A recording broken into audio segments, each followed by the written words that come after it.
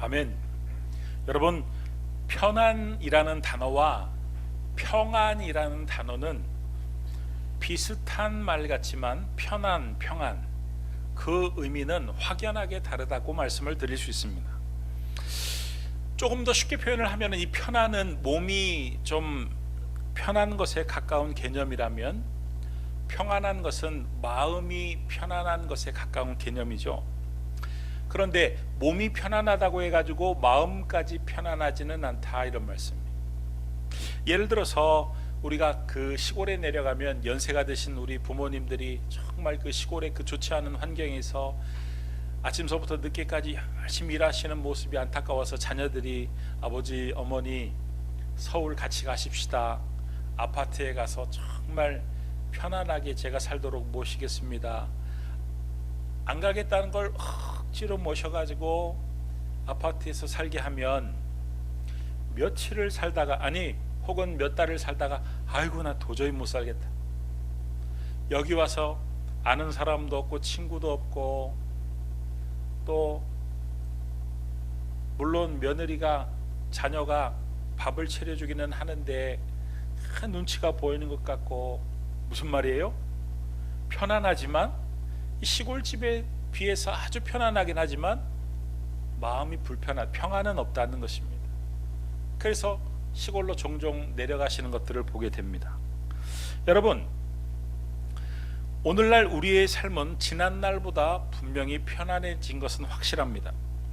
어릴 때와 비교해 보면은 참 편리한 세상을 우리가 살고 있습니다. 그러나 반대로 정신적으로 병든 사람들이 옛날보다 훨씬 많다고 합니다. 자살하는 사람들이 훨씬 더 많아졌다고 합니다. 이건 뭡니까?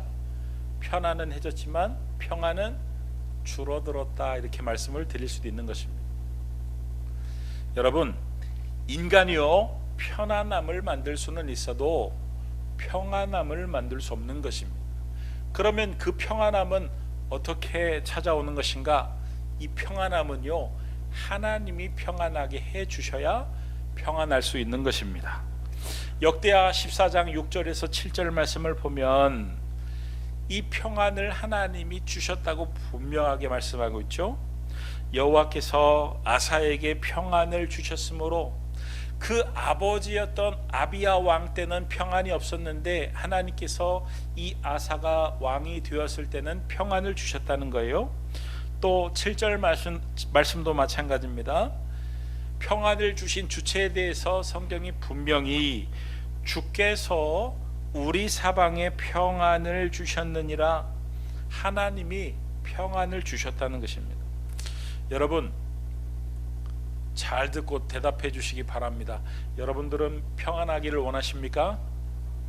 아멘입니까? 그렇다면은 하나님이 왜 아버지 아비야 왕 때는 평안을 주지 않고 이 아사 왕이 되니까 평안을 주셨는가? 우리가 이걸 잘 살펴봐야 돼. 그래야 우리가 하나님께로부터 평안함을 얻을 수가 있습니다. 어떻게 하면은 하나님께 평안함을 얻을 수 있는가? 그게 바로 오늘 제가 우리 성도님들과 나누고 싶은 주제이기도 합니다. 여러분, 아사 왕이 된 이후에 제일 먼저 한 일을 보면 하나님이 이래서 평안함을 주셨구나 알 수가 있는데, 그 첫 번째는요 하나님과의 관계를 바로 했기 때문에 그렇습니다. 역대하 14장 2절에서 3절 오늘 본문 말씀을 보면은 이 아사 왕이 된 직후에 가장 먼저 한 게 뭐냐면 이방 제단과 산당을 없애고 주상을 깨뜨리며 아세라 상을 찍고, 여러분 이게 쉬울 것 같지만 선대 왕들이 하지 못했던 것을 보면 쉬운 일이 결코 아니라는 사실을 알 수가 있습니다. 왕이 돼가지고 기존에 있는 모든 질서들을 다 그냥 일시에 한 번에 다 허물어뜨린다는 것은 이게 결코 쉬운 일이 아닙니다. 과감해야만 할 수 있는 일이에요. 과감해야만, 사람들의 눈치를 보지 않아야만 할 수 있는 일입니다. 어저께 보니까 깜짝 놀랄 뉴스가 떴던데, 이재명 경기도지사가 대선 호감도 1위, 저 경기도의 그 불법 계곡에 있는 불법 설치물들을 그냥 과감하게, 왜 옛날에 경기도 도지사들은 못했는데 이 지사는 했는가? 눈치 안 보는 거예요. 표 계산 안 하는 겁니다. 여러분, 여러 관계된 사람들을 배려하고 눈치 보고 그러면 못합니다. 명절마다 드리는 제사를 왜 못 없앱니까? 제사를 없애는 게 왜 힘듭니까? 눈치가 보이는 거예요. 가족들 눈치가 보이고 친척들 눈치가 보이고, 내가 그렇게 주장을 했다가 혹시나 거기에 반발을 하면은 완전히 가족들의 의가 깨지지 않을까, 여러 가지 눈치를 보기 때문입니다. 그런데 이 아사는 왕이 되자마자 이방 제단과 산당을 없앴다. 그런데 여러분, 동사를 잘 보시면요, 다시 한번 띄워주시기 바랍니다. 역대하 14장 2절 3절 말씀을 보면,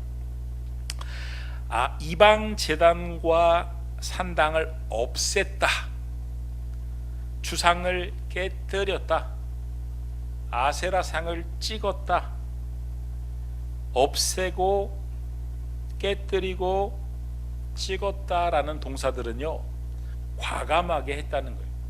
눈치 안 보고 과감하게 했다는 거예요. 여러분, 아사왕이 이런 일을 했을 때 누가 마음이 아주 시원했을까요? 묵은 체중이 확 내려갔을까요? 어떤 회사에 해마다, 이 사장이 크리스찬인데 해마다 신년이 시작이 되면요, 고사상을 차려놓고 그 돼지머리를 얹어놓고 절을 하면서 그 돼지머리에다가 그 돈을 끼워 넣는 신년 시무식을 그렇게 하는 회사들이 많을 것 같습니까? 적을 것 같습니까? 굉장히 많습니다. 지금도 굉장히 많습니다. 아니, 그 교회는 사장도 기독교인이고 신우회도 있고, 신우회를 지도하는 목사님도 있고, 목사님이 그 사장에게, 사장님 당신은 기독교인이니까 절대 그렇게 하면 안 됩니다, 한데도 못하는 거예요. 왜냐하면 기존에 해왔던 사람들이 또 반발하면 어떨까, 눈치를 보니까 못 없애는 거예요. 그런데 새로운 신임 사장으로 바뀌면서 이 새로운 신임 사장도 기독교인인데 아주 그냥 과감하게 신년 시무식에 고사 지내던 걸 없애버렸어요. 누가 마음이 제일 시원했을까요? 그냥 매해마다 없애라고 지도했던 목사님의 마음이 아주 시원했을 거예요. 여러분, 아사왕이 제일 먼저 하나님이 제일 싫어하는 그 우상들을 다 과감하게 없애버리고 찍어버리고 깨뜨려버리고 했을 때 누가 가장 마음이 시원했을까? 하나님이 가장 마음이 속이 시원하고 기뻐하셨을 겁니다. 여러분, 이 아사왕이요, 얼마나 태도가 분명한 사람인지, 우리는 다른 거는 다 해도 우리와 관계된 아주 가까운 사람들에게는 예외를 두는 경우가 참 많이 있습니다. 그런데 이 아사왕이 그 우상들을 싹 다 없애버렸는데 그 우상을 없애지 못하고 만든 사람이 있었어요. 그게 누구냐면 어머니였습니다. 여러분, 아사왕의 어머니면 뭡니까? 태우예요. 태우. 그런데 아사왕이 어머니가 그 아세라상을 만드니까 어떤 일을 벌였냐면, 열왕기상 15장 13절 말씀을 보면, 또 그의 어머니, 여기서 말하는 그는 아사왕인데 그의 어머니 마아가가 혐오스러운 아세라상을 만들었으므로 아들인 아사왕은 없애버리고 깨뜨려버리고 그야말로 제거해버렸는데, 그 어머니인 마아가가 아세라상을 만드니까 어떻게 했다고요? 태우의 위를 패해버리고 그 우상을 찍어가지고 기드론 시내가에 가가지고 어떻게 했습니까? 불살라버렸어요. 부모라 할지라도 하나님이 싫어하시는 이 일에는 예외가 없다는 거예요. 여러분, 이건 뭐예요? 과감한 거예요. 확실한 거예요. 분명한 거예요. 예외가 없다는 거예요. 여러분, 아버지 아비야 왕 때 무너져 버렸던 하나님과의 관계를 이 아들인 아사 왕이 회복을 시키는데, 하나님과의 관계 회복의 장애물이 되는 것을 과감하게 제거를 했다는 거예요. 그랬더니 하나님이 아주 그냥 기뻐하시고 속이 시원하게 생각하시고 그에게 평안함을 주셨다는 거예요. 여러분, 하나님과의 관계가 무너지면 평안함이 사라지고 하나님과의 관계가 회복이 되면 평안함이 임하는 줄 믿으시기 바랍니다. 여러분, 하나님과의 관계가 회복이 되기 위해서는 하나님이 싫어하시는 것을 제거해야 되는데, 하나님이 싫어하시는 것을 제거할 때는요, 앞뒤 죄지 않아야 돼. 내가 언젠가 그래 과감해야 된다. 여러분, 하나님이 싫어하시는 게 뭡니까? 하나님보다 우선시하는 게 뭡니까? 여러분, 그것이 일일 수도 있고, 그것이 물질일 수도 있고, 그것이 자녀일 수도 있고, 여러분, 그것이 내 노후를 보장합니까? 내 영혼과 영혼을 책임져 줍니까? 여러분의 영혼을 책임져 주고 여러분의 영혼을 책임져 주는 진리신 예수 그리스도께로 돌아가시기 바랍니다. 확실하게, 과감하게, 예외를 두지 말고 하나님이 싫어하시는 것을 과감하게 제거하고 하나님과의 관계를 바로 세움으로 말미암아 하나님이 기뻐하시고 하나님이 여러분의 삶과 여러분의 믿음 위에 평안함을 부어주시기를 그리스도 예수의 이름으로 축원합니다.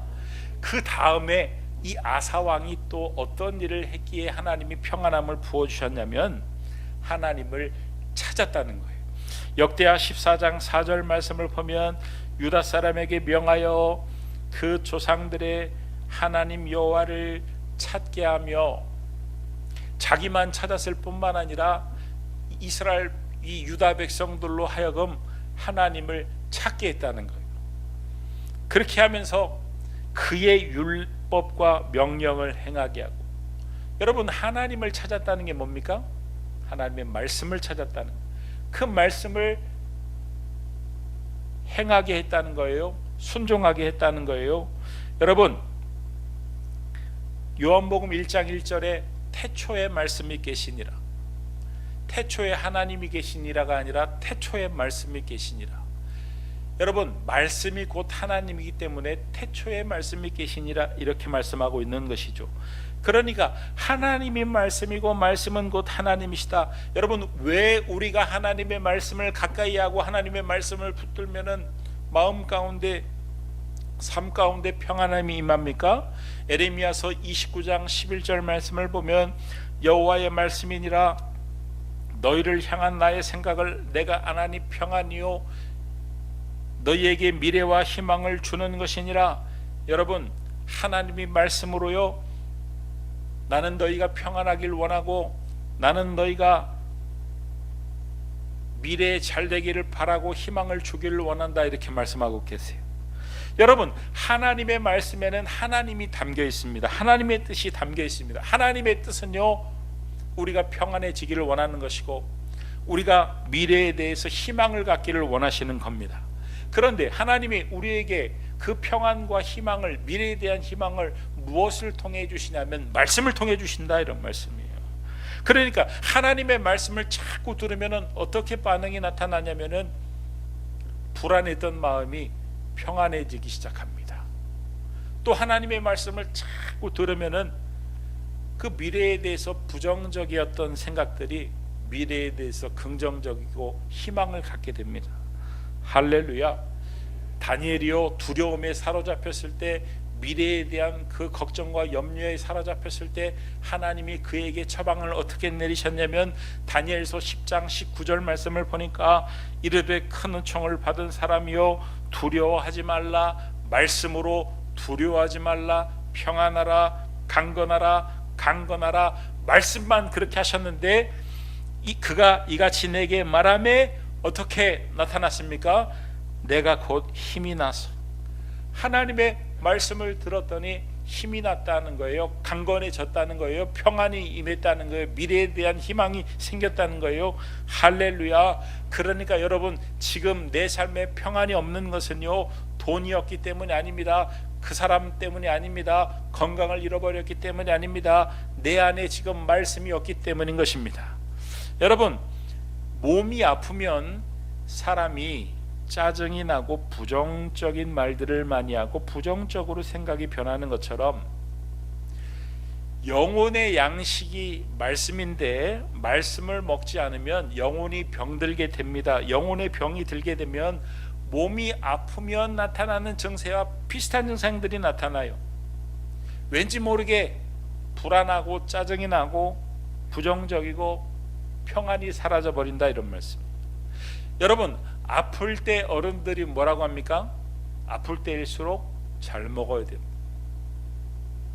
여러분, 병원에 가면은 제일 먼저 하는 일이 뭡니까? 링겔을 맞춰요. 링겔 왜 맞춥니까? 링겔이 뭔지 아세요? 링겔은요, 쉽게 말씀을 드리면 진수성찬을 한 달간 먹은 효과가 나타나는 겁니다. 상다리가 뻑적지근하게 차려진 그 밥상을 한 달 먹은 효과가 나요. 그러니까 우리 어르신들이 링겔을 맞으면 한 달은 몸이 그게요, 한 달 동안 필요한 영양분을 강제적으로 링겔을 통해서 공급하기 때문에 그런 거예요. 왜 그렇습니까? 잘 먹어야 병이 나으니까 강제로라도 링겔을 통해서 영양분을 공급해가지고 먹이는 거예요. 그러니까 여러분, 지금 내게 평안이 없다면 제일 먼저 하셔야 될 일이 여행 가고 놀러 가고 친구랑 수다 떨고 그래서 평안이 생기는 게 아니에요. 말씀을 드셔야 됩니다. 힘들어도 억지로라도 말씀을 드셔야 됩니다. 말씀을 지금보다 2배, 3배 드셔야 돼요.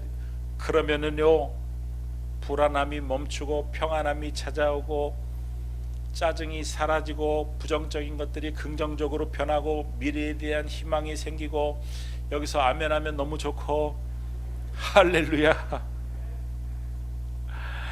잊지 않게 되기를 바랍니다. 말씀을 멀리 할수록 평안함이 사라지고 말씀을 가까이 하고 말씀을 붙들수록 평안함이 임하고, 그래서 여러분, 어떻게든 하나님의 그 말씀을 붙들려고 묵상하고 큐티하고, 오늘 이 아사왕이 백성들로 하여금 말씀을 찾게 하고 그 말씀을 지키게 한 것처럼 어떻게든지 그 말씀을 묵상하고 그 말씀을 지키려고 애를 쓸 때 하나님이 기뻐하시고 여러분의 삶에, 여러분의 영혼의 평안을 주실 줄 믿습니다. 나 어느 곳에 있든지 늘 마음이 편하다. 주 예수 주신 평안은 내 충만하도다. 나의 맘속이 내 평안해, 나의 맘속이 내 평안해. 악한 죄 파도가 많으나 맘이 늘 평안해. 할렐루야. 여러분의 마음이 말씀이 충만함으로 말미암아 평안할 수 있게 되기를 그리스도 예수의 이름으로 축원합니다. 자, 그런데요, 13절부터는요, 9절서부터는요 안타까운 일이 아사왕에게 일어납니다. 저 구스의 세라라는 사람이 100만 대군을 이끌고 300승의 병거를 이끌고 이 유다를 쳐들어온 겁니다. 여러분, 100만 명이래요. 100만 명. 우리나라의 군대가 60만인데 100만을 이끌고 왔다는 거예요. 최신식 무기를 300승을 끌고 왔다는 거예요. 어마어마한 전력이죠. 거기에 비해 8장에 보니까 이 아사의 군대는 30만, 활 당기는 자는 28만, 절대 열세의 전력입니다. 여러분, 우리가 여기서 알아야 될 사실은 우리가 하나님을 잘 믿는다고 해가지고 평안하다고 해가지고 어려움이 안 찾아오는 게 아니다 이런 말씀이에요. 어려움은요 누구에게나 찾아오는 겁니다. 어려움은요 늘 찾아오는 것입니다. 저 바다의 파도가 끊이지 않고 찾아오는 것처럼 어려움은요 우리 인생에 끊임없이 중요한 것은요 그런 어려움이 찾아왔을 때 어떻게 평안함을 유지하느냐, 이게 중요한 것입니다. 여러분, 아사왕이 그 평안함을 어떻게 유지하냐면요, 이 아사왕이 기도를 하요. 그러니까 마지막 세 번째 하나님이 주시는 이 평안함을 얻기 위해서는 기도해야 돼. 역대하 14장 11절 오늘 본문 말씀을 보니까 아사가 그의 하나님 여호와께 어떻게 했습니까? 부르짖어 이르되, 부르짖어 기도를 했어요. 여러분, 기도는요 어렵고 힘들 때 평안함을 회복할 수 있는 가장 효과적인 방법인 동시에 최선의 선택이다. 그런데 여러분, 이 아사 왕이 기도를 한 이 기도의 특징이 있어요. 아사가 뭐라고 기도를 합니까? 11절 그 끝에 2번이라고 제가 번호를 매겨놨는데, 이 아사왕이 하나님께 뭐라고 기도를 했는지 우리 한번 읽어보도록 하겠습니다. 밑줄 친 부분만요. 시작. 사람이 주를 이기지 못하게 하옵소서. 사람이 주를 이기지 못하게 하옵소서. 여기서 말하는 사람은 구스가 끌고 온, 그 세라가 끌고 온 구스의 군대를 말하는 것이죠. 주를 이기지 못하게 하옵소서. 이 주는 여기서 뭘 뜻합니까? 자기와 하나님을 믿는 백성을 뜻합니다. 그러니까 이 아사왕의 기도의 특징이 뭐냐면, 지금 하나님과 하나님을 믿는 백성과 동일시하고 있어요. 주라고 지금 표현을 하고 있습니다. 굉장히 건방진 것 같죠? 어떻게 하나님과 하나님을 믿는 백성을 동일시하지? 그런데 예수님도 그렇게 하셨습니다. 바울이 기독교인들을 죽이려고 다메섹 도상을 지나가고 있을 때 주님이 바울에게 나타나셨어요. 뭐라고 말씀하셨습니까?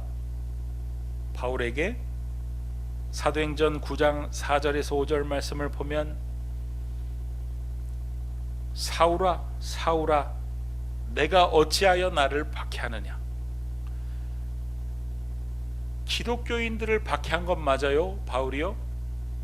그런데 언제 예수님을 박해했습니까? 그런데 예수님이 나를 박해했다고 말씀하고 계세요.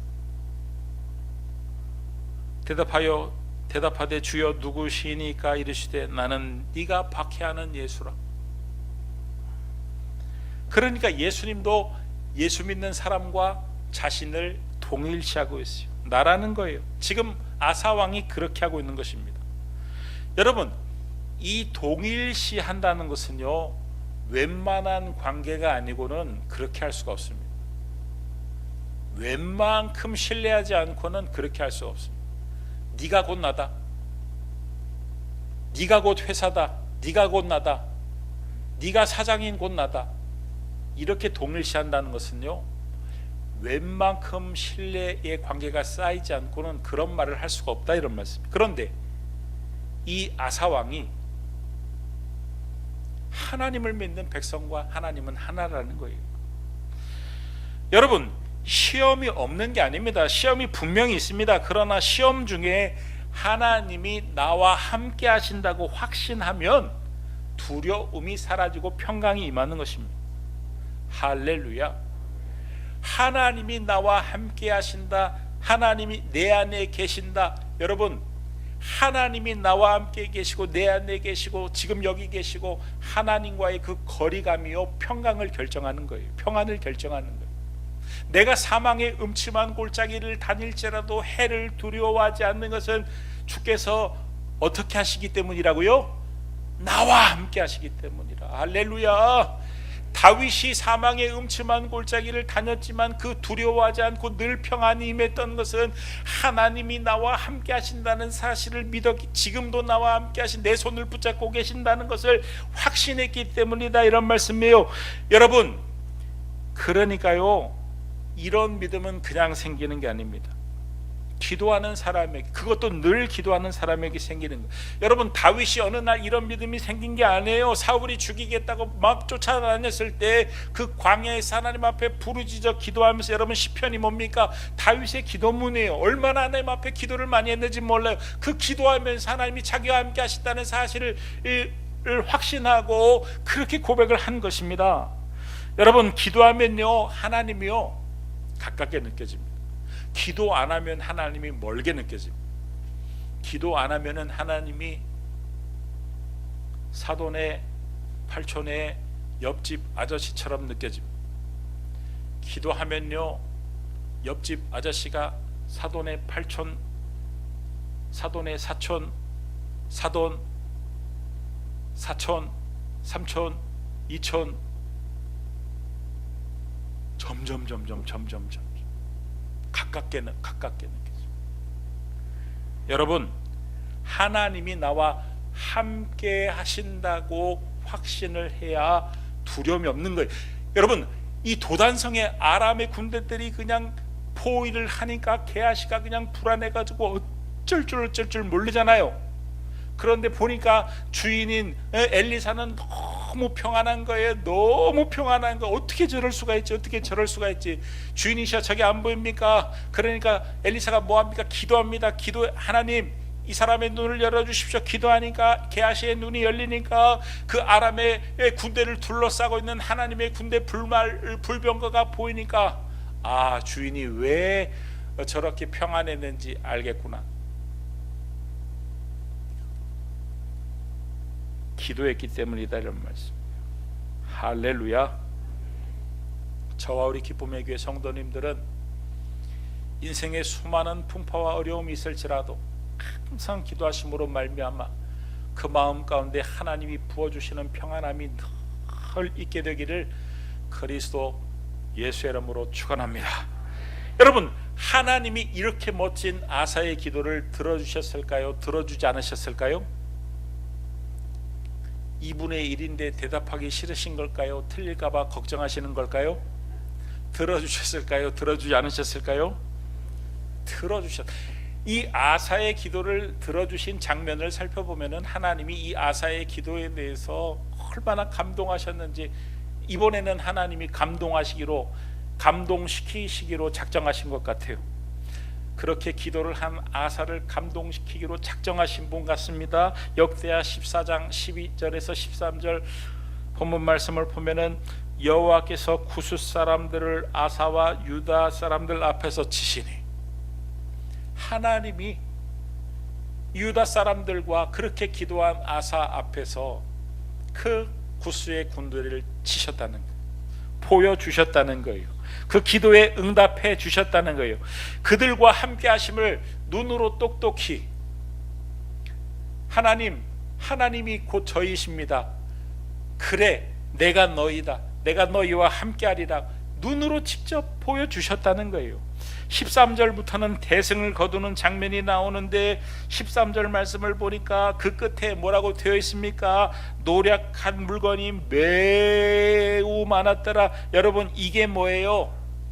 대승을 거뒀다는 거예요. 이게 뭐예요? 노략한 물건이 대단히 많았다는 건 뭡니까?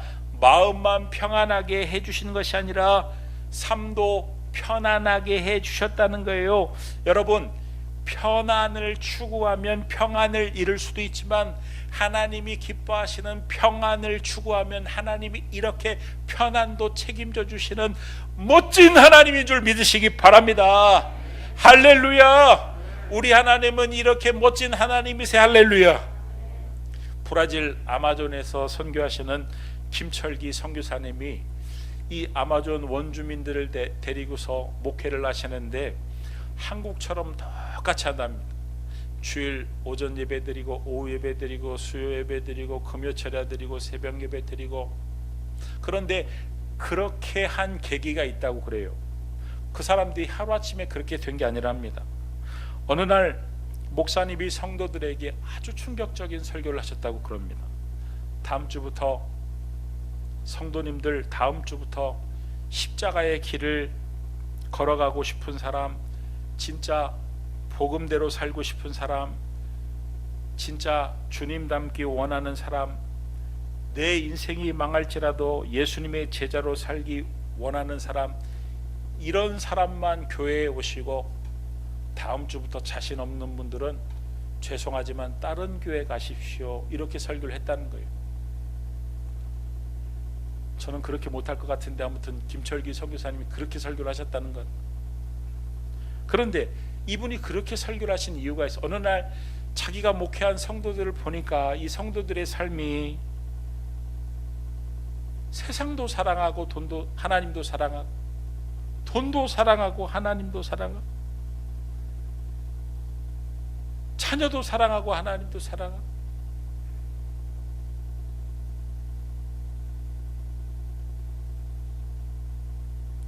그렇게 사니까 늘 삶에 평안도 없고 신앙도 잘하지 않고, 어느 날 보니까 저러다 천국 못 가겠다 이런 생각이 들었다는, 저러다 지옥 가겠구나.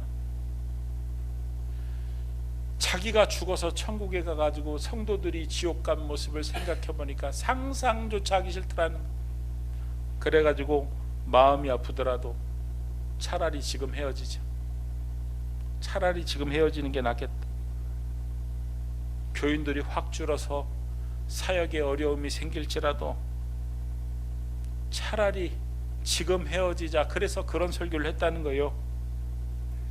그런데 결론적으로 이 선교사님이 이렇게 말씀하셨어요. 제가 그 표현대로 그대로 한번 읽어드리겠습니다. 근데 참 묘하더라고요.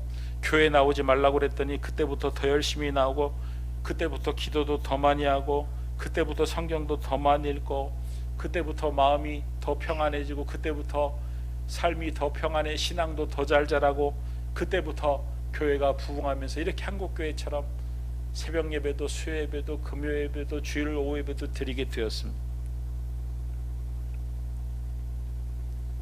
여러분, 말씀을 마칩니다. 하나님은 우리를 사랑하십니다. 얼마나 사랑하시는지, 십자가에 당신의 아들을 죗값으로 대신 우리를 대신해서 내어줄 만큼 우리를 사랑하십니다. 그런 하나님이 자녀로 삼아주신 우리가 평안하기를 원하는 것은 당연한 것입니다.